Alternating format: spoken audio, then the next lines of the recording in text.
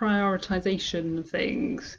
So lots of people are coming to me and asking, how do I prioritize all these things in my life? I don't know what's the most important thing. I'm struggling with that, and how to actually implement changes. And so what I suggest with this is a couple of things. So firstly, you want to look at your external life, and you want to look at all the categories in your life. There's a process called Life Book that some people have worked through in the group. But basically it's looking at all the external things in your life. So it could be your relationship, your friendships. It could be, if you've got children, your parenting. It could be how you relate to your own parents, if you still have them, an extended family. It could be your spiritual life, so looking into meditation, mindfulness, connecting with maybe a power higher than yourself. It could be your career, it could be your finances, it could be your health and your fitness, it could be hobbies.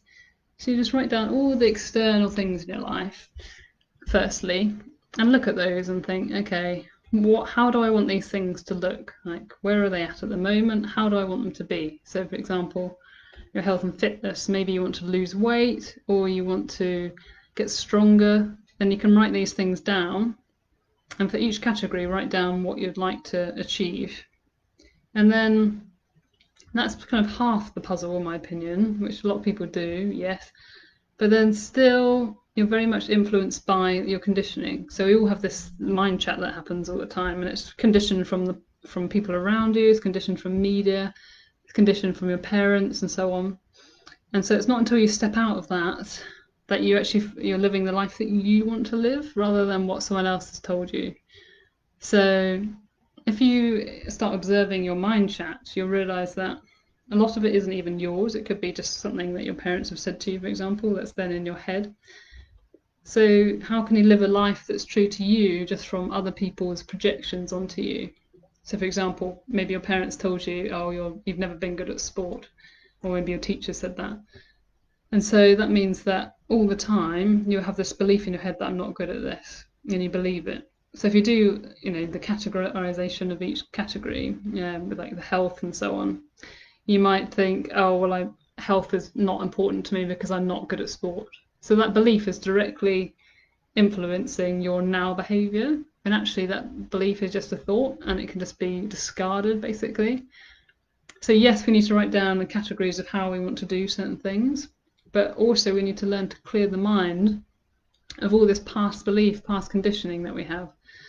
And there's a couple of ways to do it, and one is meditation, but the other one is mindfulness, which is about being present with the moment. So for example, taking a walk outside and actually observing things around you, using your sense perception. So observing the trees, observing the flowers, observing any animals, any birds, or looking at the sky is a lovely one, because the sky is always changing, it's always natural.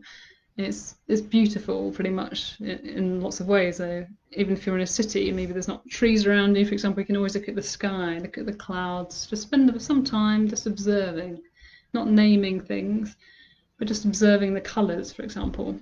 So that's, once you start doing that, which is basically clearing the mind of thought and back into observation mode, so you're not cluttered with all this thinking that you've got all the time, and you're back into kind of stillness state, then inspiration comes. Then you get some thoughts that will come and say, oh, you need to maybe work on this, or why didn't you explore that?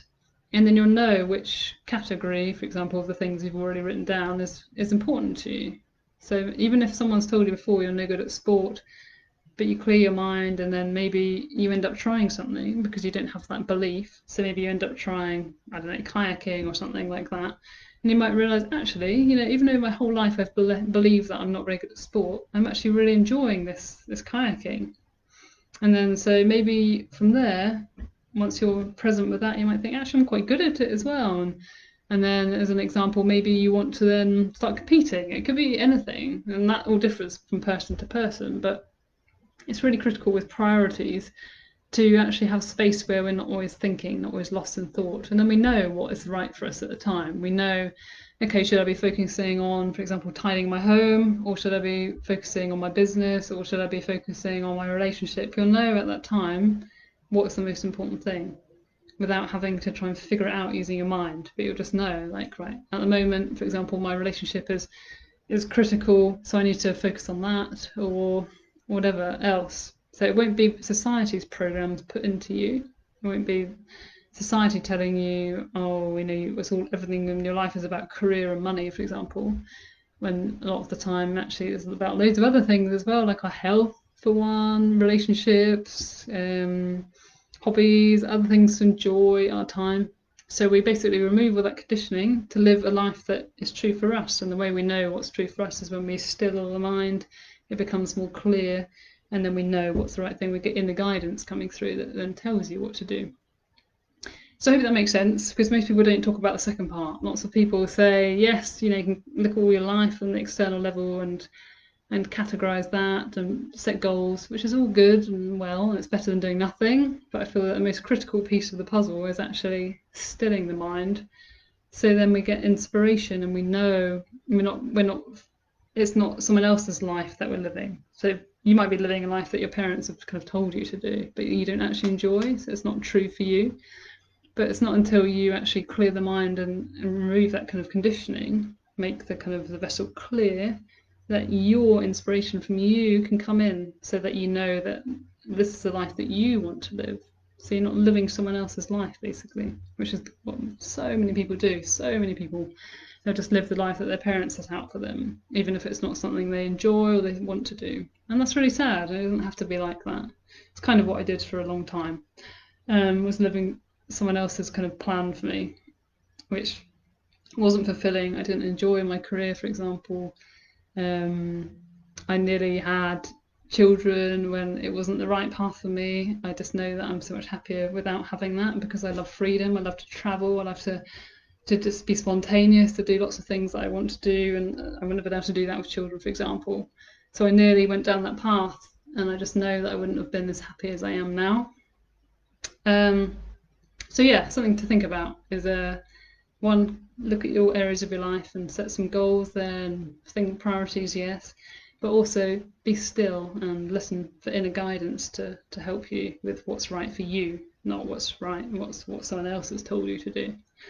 So I hope that helps. If you enjoyed the video, please do comment or like the video and share with anyone that might find it useful. And if you'd like further help, I'm going to be offering some free coaching calls soon.